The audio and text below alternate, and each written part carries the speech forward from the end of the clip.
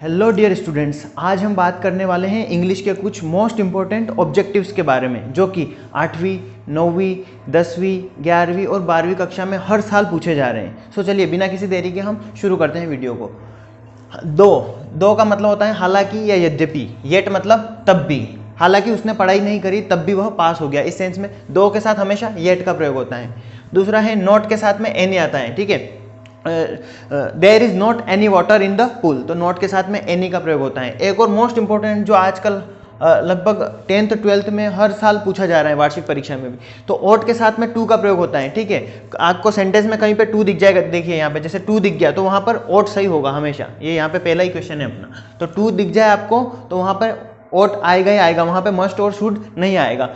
बाकी के एग्जाम्पल हैं डाइड, अफ्रेड, फॉन्ड और हार्ड, इन सबके साथ ऑफ का प्रयोग होता है। यहाँ पे देख लीजिएगा इन सेंटेंस में इन चारों में से एक भी वर्ड अगर आपको दिख जाए वहाँ पे ऑफ आएगा, ठीक है। हिज एग्जाम्पल ले लेते हैं, his uncle died of cancer, उसके अंकल जी कैंसर से मर गए, ठीक है। I am afraid of dogs, मैं कुत्तों से बहुत डरता हूँ। I am fond of swimming, ठीक है, फ्रॉम नहीं आएगा, देन भी नहीं आएगा, फॉर भी नहीं आएगा। I am fond of swimming, मुझे तैरने का बहुत शौक है। He is hard of hearing, उसको कम सुनाई देता है या सुनने में दिक्कत आती है। एक और मैं यहाँ पे लिखना भूल गया हूँ, तो और वो है मोस्ट इंपॉर्टेंट के बीच में, है ना। बिटवीन का मतलब होता है के बीच में, तो अगर दो के बीच की बात हो तो बिटवीन आता है, और अगर दो से ज्यादा के बीच की अगर बात हो तो वहां पे अमंग आएगा, AMONG, अमंग आएगा, ठीक है। ये भी ध्यान रखना, कभी ये भी आ सकता है एग्जाम में। एक और मोस्ट इंपॉर्टेंट चीज है सीनियर, जूनियर, इंफीरियर और प्रीफर। ऐसे वर्ड अगर आपको सेंटेंस में दिख जाए तो वहां पे टू ही आएगा, वहां पे फ्रॉम या फॉर नहीं आएगा। He is senior to me, he is junior to me, she prefers coffee to tea, है ना, वह चाय के बजाय कॉफी पसंद करती है, तो वहां पे देन भी आपको ऑप्शन में दिखेगा, फ्रॉम भी दिखेगा, बट वहां पे प्रीफर आ गया है, इंफीरियर आ गया है, जूनियर आ गया है, सीनियर आ गया है, इस वजह से वहां पे टू लगाना है आपको, टू वहां पे सही होगा, ठीक है। बाकी के एग्जांपल्स देखते हैं। We ought to serve our nation, ये देखिए मैंने बताया ही आपको, ऑट के साथ हमेशा टू का प्रयोग होता है। I am not afraid of death, देखिए अफ्रेड के साथ में ऑफ आ रहा है यहाँ पे। लुक बिफोर यू लीप, यहाँ पे बिफोर आ जाएगा, ठीक है। लिप मतलब होता है छलांग लगाना, है ना, छलांग लगाने से पहले देखो, है ना, दौड़ने के पहले, इसका ये मतलब है। ही हैज, यहाँ पे ए एन द का कॉन्सेप्ट मैंने बता रखा है आपको, मैं अभी अगला वीडियो भी डालने वाला हूँ, उसमें आप अच्छे से समझ लेना। वैसे यहाँ पे अगर स्वर ध्वनि हो तो एन आता है, और अगर व्यंजन ध्वनि हो तो ए आता है। तो यहाँ पे इस स्वर को नहीं देखना है आपको, ओ को, ठीक है। यहाँ पे ध्वनि देखेंगे अपन, बोल के देखो, इसको प्रोनाउंस करना है, ठीक है। वन, वन, ये बोल के देख रहे हैं तो वन, और वह क्या है, व्यंजन है, क से ज्ञ तक व्यंजन होता है, आपको पता है हिंदी वर्णमाला में।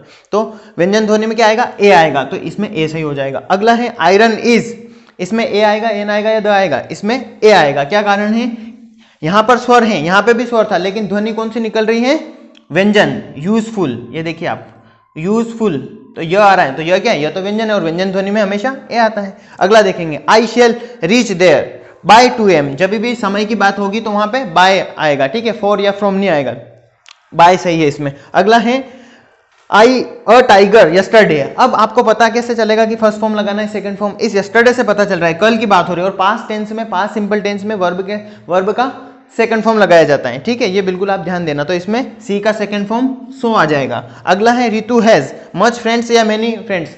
मच कब आता है आपको पता है, अनकाउंटेबल नाउन के साथ, लेकिन मेनी काउंटेबल नाउन के साथ आता है, और यहाँ पे काउंटेबल नाउन है, इस वजह से मेनी सही है। Ritu has many friends, Ritu के बहुत सारे मित्र हैं या दोस्त हैं।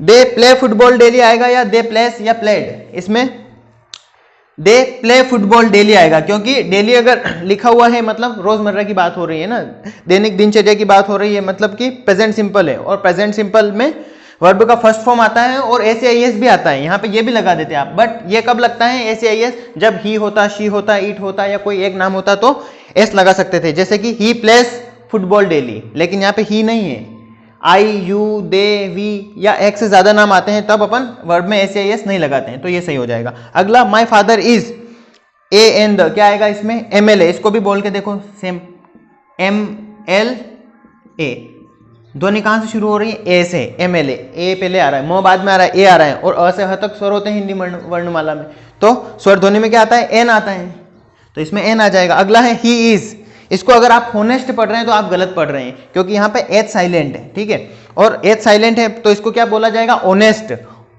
ऑनेस्ट, ठीक है। और अ क्या है, स्वर है, स्वर ध्वनि में क्या आएगा, स्वर ध्वनि में हमेशा एन आता है, तो यहाँ पे आपका एन सही हो जाएगा।